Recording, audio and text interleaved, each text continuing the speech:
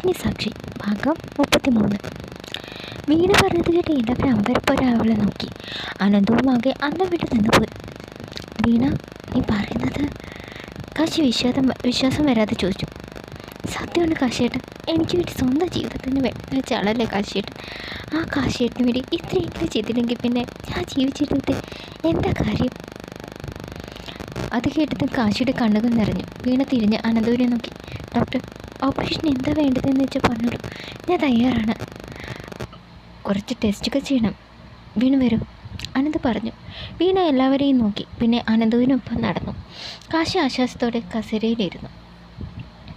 ടെസ്റ്റുകളെല്ലാം okay ആയതുകൊണ്ട് തന്നെ operation നടത്താൻ തീരുമാനമായി. പ്രൊസീജിയേഴ്സ് എല്ലാം പൂർത്തിയാക്കിയ ശേഷം ഉടനെ തന്നെ ഓപ്പറേഷൻ നടന്നു. എല്ലാവരും പ്രാർത്ഥനയോടെ ഓപ്പറേഷൻ തിയേറ്ററിന് മുന്നിൽ കാത്തുനിന്നു. മണിക്കൂറുകൾക്ക് ശേഷം അനന്തവും ഡോക്ടറും സന്തോഷത്തോടെ പുറത്തേക്ക് ഇറക്കുമെന്ന്. ഓപ്പറേഷൻ സക്സസ് ആണ്, രണ്ടുപേർക്കും ഒരു കുഴപ്പമില്ല. അത് കേട്ടതും എല്ലാവർക്കും സന്തോഷമായി. ഡോക്ടർ, എനിക്ക് അവരൊന്ന് കാണാമോ? കാശി ചോദിച്ചു. ഇപ്പോൾ വേണ്ട കാശി, ഓപ്പറേഷൻ കഴിഞ്ഞതല്ലേ ഉള്ളൂ. ഇൻഫെക്ഷൻ ഉണ്ടാകാൻ പാടില്ല. നാളെ കാലത്ത് കാണാം രണ്ടുപേരെയും, അനന്ത് പറഞ്ഞു. ശരി, അവനല്പം വിഷമത്തോടെ പറഞ്ഞു. അന്ന് മുഴുവൻ അവൻ ഓപ്പറേഷൻ തിയേറ്ററിന് മുന്നിൽ നിന്നു. പിറ്റേന്ന് കാലത്ത് അനന്ത് വന്ന് അവനെ വിളിച്ചു. അവരെ കാണണ്ടേ, വാ. അനന്തുവിനോടൊപ്പം കാശി അകത്തേക്ക് നടന്നു.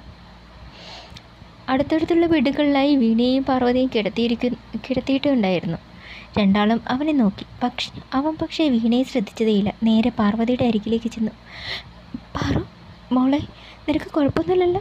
കാശി അവളുടെ കയ്യിൽ പിടിച്ചുകൊണ്ട് ചോദിച്ചു. അവൾ ചെറുതായി ഒന്ന് പുഞ്ചിരിച്ചു. എനിക്ക് കുഴപ്പമൊന്നുമില്ല കാശിയേട്ടാ, ഞാൻ ഇവിടെ തന്നെ ഉണ്ട്, നീ ടെൻഷനൊന്നും എടുക്കണ്ട കേട്ടോ.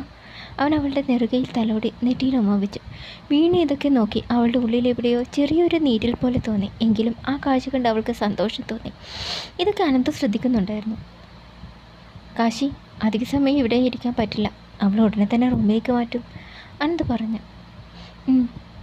ഞാൻ പുറത്തുണ്ടാക്കും, അവളുടെ കവിളിൽ തലോടിക്കൊണ്ട് പറഞ്ഞ ശേഷം അവൻ എഴുന്നേറ്റ് നടക്കാൻ ഒരുങ്ങിയപ്പോഴാണ് അവൻ വീണയെ നോക്കിയത്. അവളെ കണ്ടത് വെളിച്ചമില്ലാതെ പുഞ്ചിരിച്ചു. അവൻ അവളുടെ അരികിലേക്ക് ചെന്നു. Veena, how do you feel now?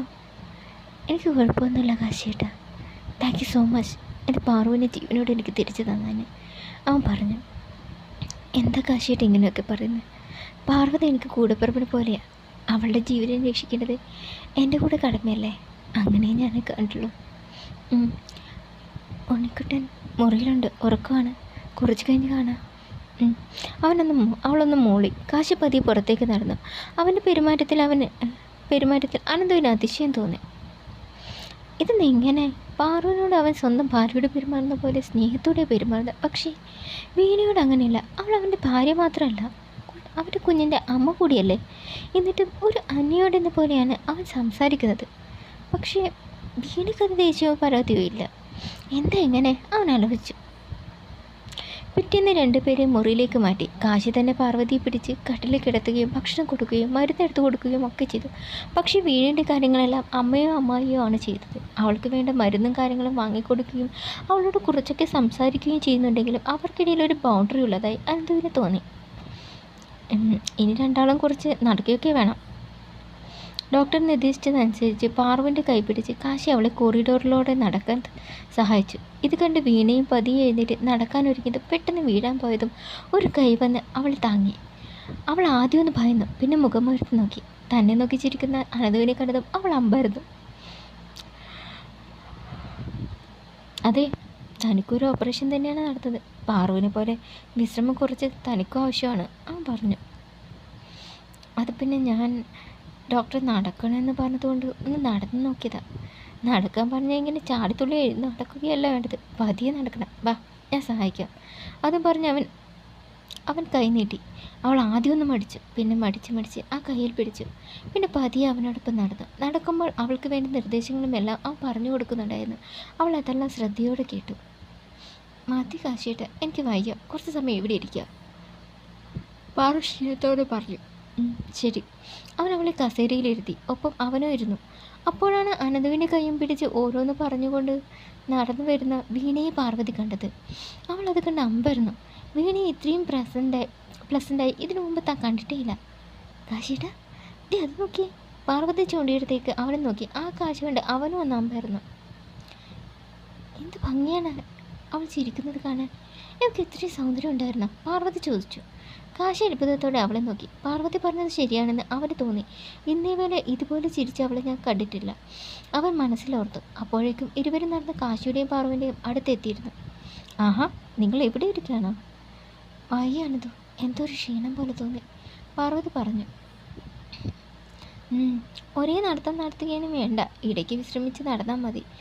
വീണയ്ക്ക് കുറച്ച് സമയം ഇരിക്കണമെന്നുണ്ടോ? അവൻ ചോദിച്ചു. വേണ്ട, എനിക്ക് റൂമിലേക്ക് പോയാൽ മതി. എന്നാ വാ, ഞാൻ കൊണ്ടുവിടാം. അവളൊന്ന് പരുങ്ങി കാശിയും പാർവതിയും നോക്കി. വേണ്ട, ഞാൻ തയ്ച്ചു പോയിക്കൊള്ളാം. അത് പറഞ്ഞ് അവൾ നടക്കാൻ ഒഴിക്കാതെ വീഴാൻ പോയി. അപ്പോഴേക്കും അനന്ത് അവളെ പിടിച്ചു. ഞാൻ പറഞ്ഞില്ലേ തനിച്ച് പോകേണ്ടത്, വാ ഞാൻ മുറിയിൽ കൊണ്ടാക്കാം, അവൻ പറഞ്ഞു. പിന്നെ തിരിഞ്ഞ് കാശിയെയും പാർവതിനെയും നോക്കി.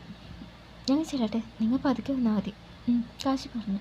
അനന്തൊരു ശരിക്കും അത്ഭുതം തോന്നി. സ്വന്തം ഭാര്യ മറ്റൊരു പുരുഷൻ വീഴാൻ പോയപ്പോൾ പിടിക്കുന്നത് കണ്ടിട്ടും ഇവനെന്തോ ഒന്നും പ്രതികരിക്കാത്തത് അവൻ മനസ്സിലോർത്തു. രണ്ടാളും നടന്ന് മുറിയിലെത്തി. അനന്ത് അവളെ ബെഡിലിരുത്തി. പെട്ടെന്ന് അവളെ എഴുന്നേക്കാൻ ഒടുങ്ങിയതും അവൻ തടഞ്ഞു. ഏയ്, എന്താ നിനക്ക് വേണ്ടത്? അത് കുറച്ച് വെള്ളം. അത് ഞാനെടുത്ത് തരില്ലേ അന്ന് പറഞ്ഞ് അവൻ വെള്ളമെടുത്ത് അവൾക്ക് കൊടുത്തു. അവളത് കുടിച്ചു. പെട്ടെന്ന് ചുമച്ചതും അവൻ വേഗം വന്ന് അവളുടെ തലയിൽ തട്ടി പുറത്ത് തടവി. പതുക്കി കുടിക്ക് വീണ. മതി, അവൾ ഗ്ലാസ് അവിടെ വെച്ച്. ഇനി താൻ കിടന്നോ? അവൾ കട്ടിലിൽ കിടന്നു. അവൻ്റെ കെയറിങ്ങിൽ അവൾക്ക് എന്തോ വല്ലാത്തൊരു ആശ്വാസം തോന്നി. വീണ കുറച്ച് സമയം ഉറങ്ങിക്കോളൂ, എന്തെങ്കിലും ആവശ്യമുണ്ടെങ്കിൽ വിളിച്ചാൽ മതി, അനന്ത് പറഞ്ഞു. അവളൊന്നും മൂളി. അനന്ത് തിരിഞ്ഞ് പുറത്തേക്ക് നടന്നു. വാതിൽ കടക്കവേ അവൻ പതിയെ തലച്ചിടിച്ച് വീണയെ നോക്കി. ശാന്തമായി കിടക്കുന്ന അവളെ കണ്ടതും അവൻ്റെ മനസ്സിൽ വല്ലാത്തൊരു സന്തോഷം തോന്നി. പുഞ്ചിരിച്ചുകൊണ്ട് അവൻ പുറത്തേക്ക് നടന്നു. തുടരും.